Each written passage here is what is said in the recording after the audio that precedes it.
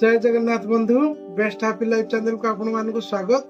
आज बंधु आम कथा हेबा प्रत्येक राशि घात बार एवं सेई घात बार जदि आपणकर कोनोसी गुरुत्वपूर्ण काम रहउची जदि आपण से गुरुत्वपूर्ण काम रे जाउचंती आपण जानिथिबे देखिबे आपण गोटे गोटे काम रे आपण छोट छोट काम रे होना काहेकि बारंबार आपण दौड़ुथिबे किंतु सेतिरे आपण सक्सेस पाई पारनथिबे एमती कोन पाई हुए देखंतु प्रत्येक राशि ना जो घात बार रोचे घात बार आप कौन कार्य करुँच सी आपणकर सफलता हो न था कौटी ना कौटी आपण को असुविधा पकई थाए से कर्म। तो देखिए जदि आपण ये उपाय माध्यम आपण को घात बार जदि कौन गुरुत्वपूर्ण कार्य पड़ुचे आपन को जीवाक पड़े आपण कौन करेंगे आपणकर कार्य निश्चित भाव में सिद्धि हम। तो बंधु आज से विषय आम जाना प्रत्येक राशि घात बार आपण कौन उपाय करेंगे जमती जदि कौटी जरूरी कालीन कार्य जाऊे से कार्य निश्चित भाव में सफल हम। प्रथम आम जाना मेष राशि व्यक्ति मानकर मेष राशि व्यक्ति मानकर घात बार हूँ रविवार दिन। रविवार दिन जदि कौन से आपणकर गुरुत्वपूर्ण कार्य जीवार अच्छी और आपणकर किसी असुविधा सृष्टि होची ताहले आपण कौन करेंगे ना घर जो आप बाहर ना कि पान मधुरी खाई बाहर ता सहित आपण देवी माँ पाखे पूजा होता जबा कुसुम फूल किंबा गोलाप फूल टी साथी नहीं जातु देखिए आपण जेकोसी कर्म बाहर थे निश्चित प्रकार सफल हे। घर बाहर समय आपण भगवान गणेशंकर कार्य सिद्धि मंत्र मन जप कर जातु। कार्य सिद्धि मंत्र हूँ वक्रतुंड महाकाय सूर्यकोटि समप्रभा निर्विघ्ने कुरु मे देव सर्व कार्येषु सर्वदा ए मंत्र को मन स्मरण कर बाहर देखिए आपण जो काम जाऊे निश्चित भाव में सफल हे।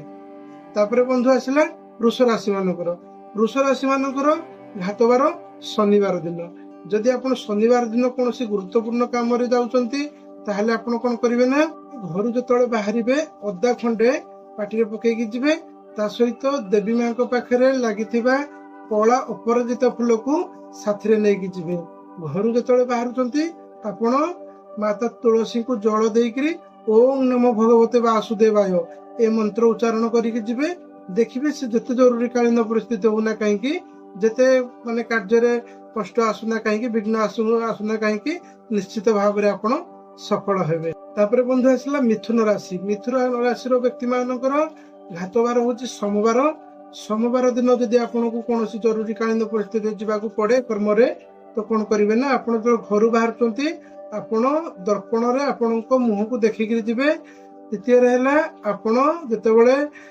बाहर जाऊँगी माने किसी रुटी गाई मान को खाया को देके जातु ता सहित देवी माँ पाखे पूजा होता कौन धला फूल टी साथी नहीं जातु देखिए आपण जो कर्म जाऊे निश्चित प्रकार आपण सफल हे कौन प्रकार आपण कर्म विघ्न सृष्टि हम नहीं। बंधु आसला कर्कट राशि मानकर घात बार बुधवार जदि आपणकर सेमती किसी जरूरी कालीन कार्य जीवार अच्छी तो आपण कौन करेंगे ना जीवा समय आपण जदि आपण अति दरिद्र लोक किसी दान करेंगे किंबा अंध छोटा कि हैंडिकैप लोक किसी दान करेंगे ता सहित घर बाहर समय किसी पान मधुरी खाइबे आ देवी माँ पाखु जेकोसी रंगर फूलटे नहीं आप साथी जी समय आपण गणेशंकर कार्य सिद्धि मंत्र जप कर बाहर देखिए आपड़ जेकोसी काम कहीं जातु निश्चित भाव में आप सफल हे आपणकर कर्म में कौन प्रकार असुविधा हम नहीं।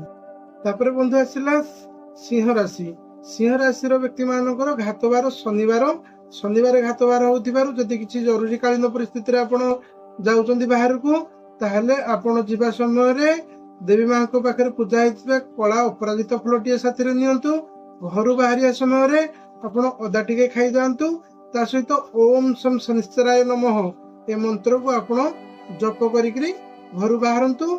जदि आपण रास्ता किसी कुकुर पाँच कुकुर किसी बिस्कुट दिंतु देखिए आपड़ जेकोसी काम जाऊे निश्चित भाव में सफल हे।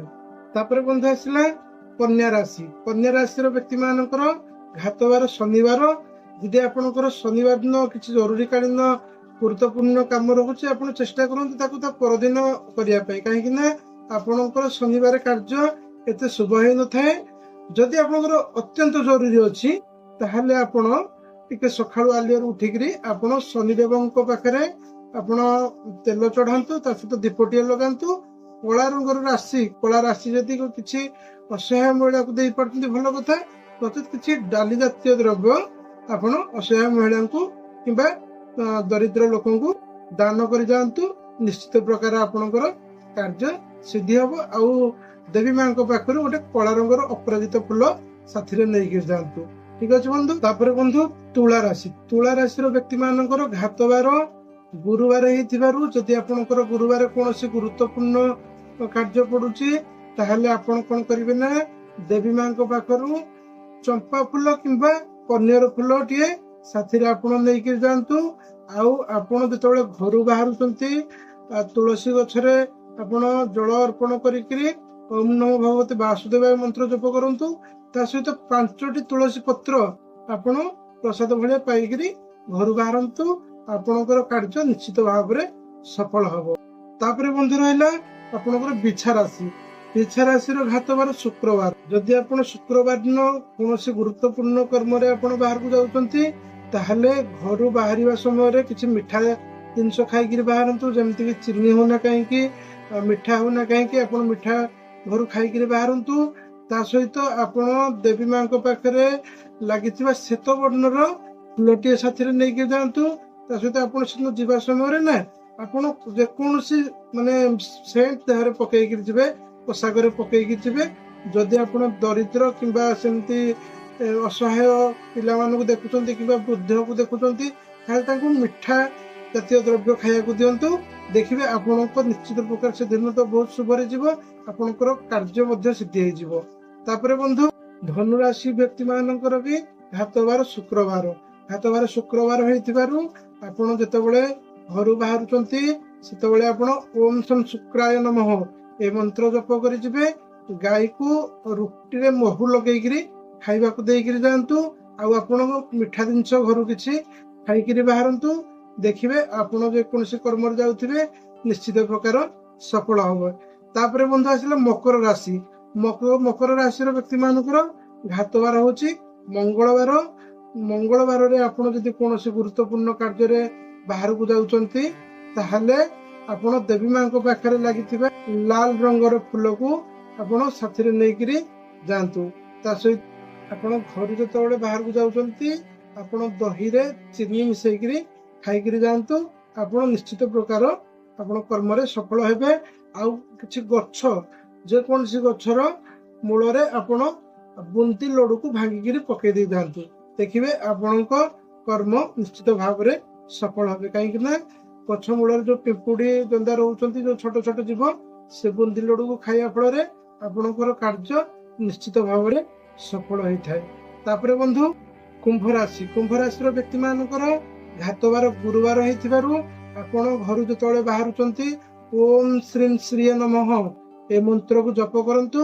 ଆଉ ମାତା ଲକ୍ଷ୍ମୀଙ୍କ ପାଖରେ ଲାଗିଥିବା ପ୍ରସାଦକୁ ଆପଣ ଖାଇକି ଯାଆନ୍ତୁ। ତା ସହିତ ଆପଣ କିଛି ମିଠା ଜାତୀୟ ଦ୍ରବ୍ୟ ଯେମିତିକି ଆପଣଙ୍କର କଦଳୀ ହଉ କିମ୍ବା ଲଡୁ ହଉ ଆପଣ ଗାଈକୁ ଖାଇବାକୁ ଦେଇ ଯାଆନ୍ତୁ।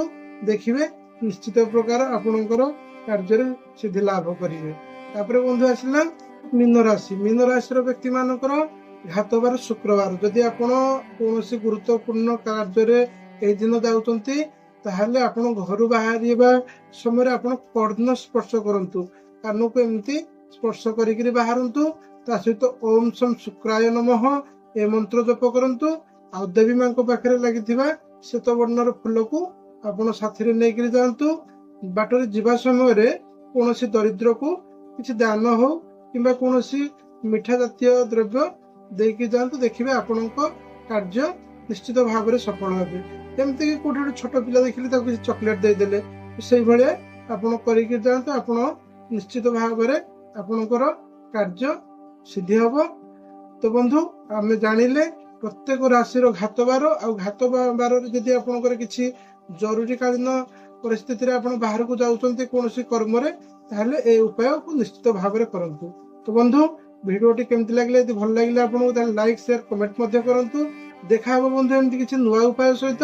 रहिली बंधु, जय जगन्नाथ।